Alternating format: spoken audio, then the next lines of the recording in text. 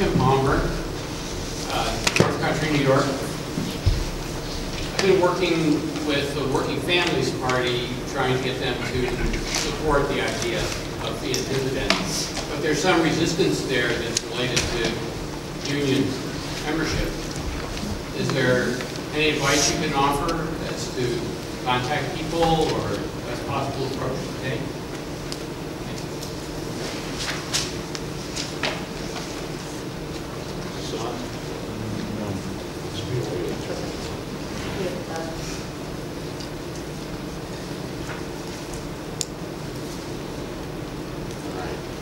Well, the short answer is no. I'm sorry, I don't have advice on that. It's so tricky from area to area, and there are so many ideas from cap and trade, fee and dividend, and other things that you're going to find unions all over the lot. Labor did support the cap and trade bill when it came up, but I think this idea of a tax on carbon and how we deal with this is an open debate, and it needs to get settled, and then you'll find some clarity in answers, but until then, I don't think you will. But Kim, you may know it better than me. No? Okay. Yeah, I'm sorry. Martin Heyman from Massachusetts. I guess I'm trying to understand what we're going to do for you tomorrow when we see the senators and congressmen as part of the CCL program. We're not for cap and trade. We're for a 10%. We're from a carbon fee and return to the public, 100% return to the public. And when your senator or your congressman or woman says to us when we go to lobby them tomorrow, labor's against you, we're going to lose jobs. What do you want us to say?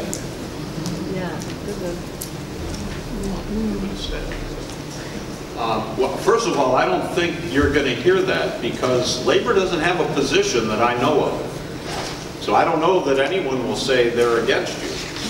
But the congressman thinks so. Well, that may be, but I'm not aware of a labor movement position on this question. So I think you fight for what you believe in, and in any situation, that's the best way to move forward. And talk to unions about the issue, but I wouldn't worry about it tomorrow when you go up there. You could talk about why what you're advancing is in the interest of working people. That's what I would advise you to do. Just one other point, in the President's budget was funding outlined for just transition for impacted communities and workers. That has not been appropriated by the House Appropriations Committee or Senate or authorizers. And so to the extent that in your narrative that you can speak about ensuring that affected communities and affected workers, should this come up, receive the ample benefits that they deserve to help with the just transition would be appreciated. Hi, I'm Claudia Egelhoff from Minnesota, and I just wondered if either or both of your organizations, members or staff, have had a briefing or introduction to the REMI report on the impact of a carbon fee and dividend. Does that ring any bells? I think there was actually that session earlier, right, at 1 o'clock. I'm sorry I missed it. No, we have not, and I'd be interested in that. Yeah, so if anyone could send me that, that would be great. We can do that. Okay, great.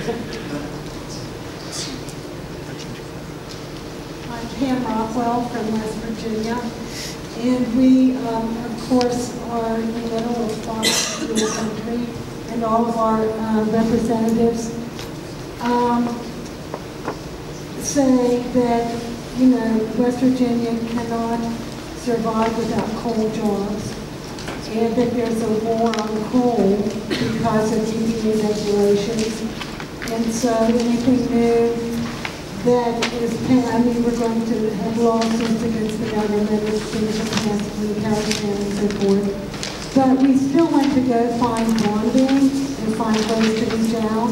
And one of the things that we're saying is we're trying to think of ways to say there can be jobs for coal miners that don't have to be just employment benefits. And when you talk about benefits being extended, I think I would like to have some ideas about what kind of real jobs for West Virginians that we could say that having better environmental policies is not a war on West Virginia.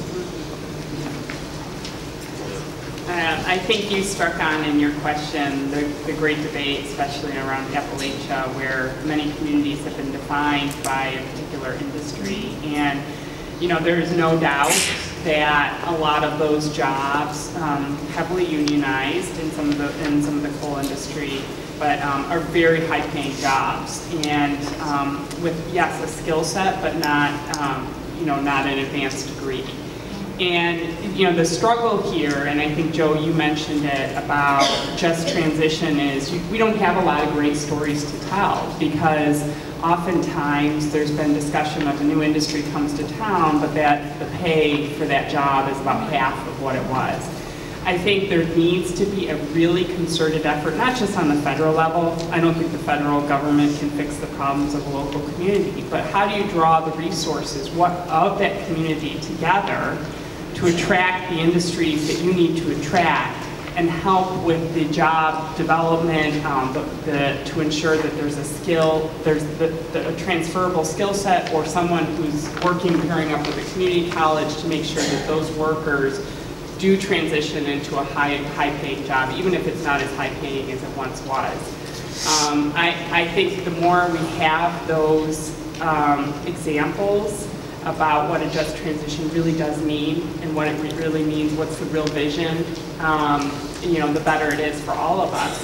There are things that the Obama administration has done. They have brought in 1,000 people come in each year called Select USA, where they bring in all the foreign direct investors who come into the United States, and they look at where should we invest in the United States. And obviously a lot of foreign direct investors are investing in the US because of energy prices. But during all of that, is there an opportunity to take some of those investors and some of the renewables and others and whatever industry, to take them on a road show to say, here's Kentucky, or here's, you know, Tennessee, what can this state offer you if you were to invest here, and vice versa, how do we help transition some of this workforce? And that level of conversation is not happening. It just doesn't happen naturally, but we need to call for it.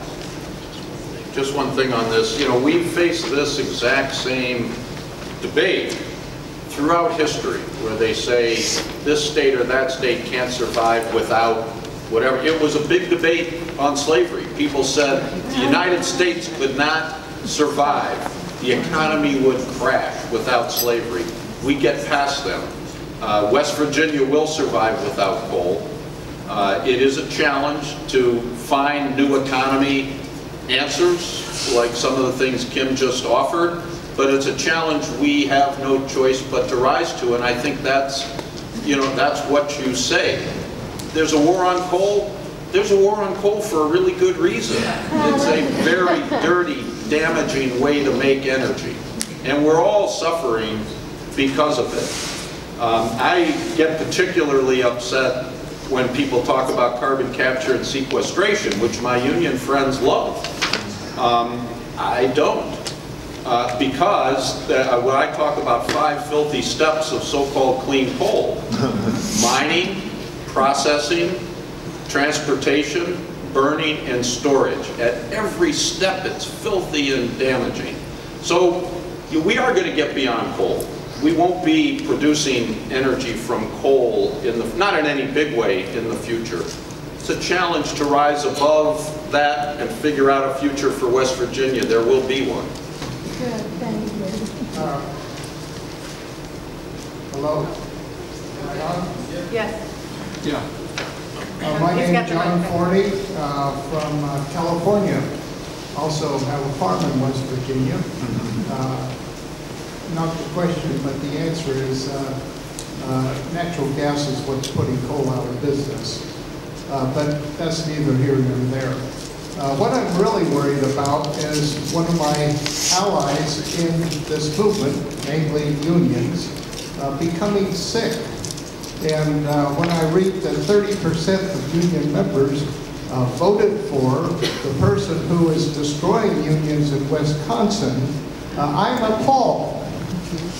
What are you doing to better educate your members as to where their real interests are?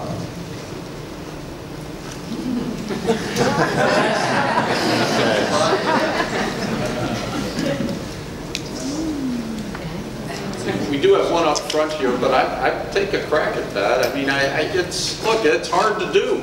It's hard to tell people what their self-interest is.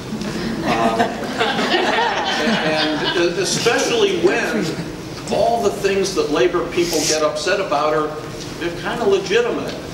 They're understandable. We have to find ways around them. What we believe is that it's through honest differences of opinion that we arrive at sound conclusions and correct judgments.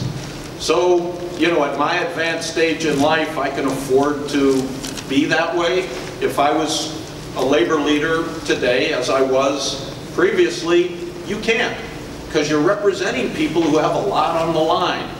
But we always speak as forthrightly about what we think the self-interest of labor is, and I do that as a trade unionist, and try and engage in the most honest level of conversation you can. But it's not easy to tell somebody what their self-interest should be. Yeah, John here has had his hand up for a long time. Can I give it to you next? Oh, yeah. Hi, I'm Dave Maston. You're good. You're good. Like this? Yes. I'm Dave Masson, and I'm with the San Francisco Citizens Climate Lobby chapter, and I would actually like to speak mostly to the CCL members who are here for just a minute. I really thank Kim and Joe for coming today and sharing with us what their organizations are doing and their understanding that fighting climate change can lead to more employment, which is what we also believe, and our study shows that as well. I'd like to let you all know that we have just set up a labor outreach action team. It's on community, and I invite you to join up. We'll be moving ahead with outreach to the labor movement on climate change.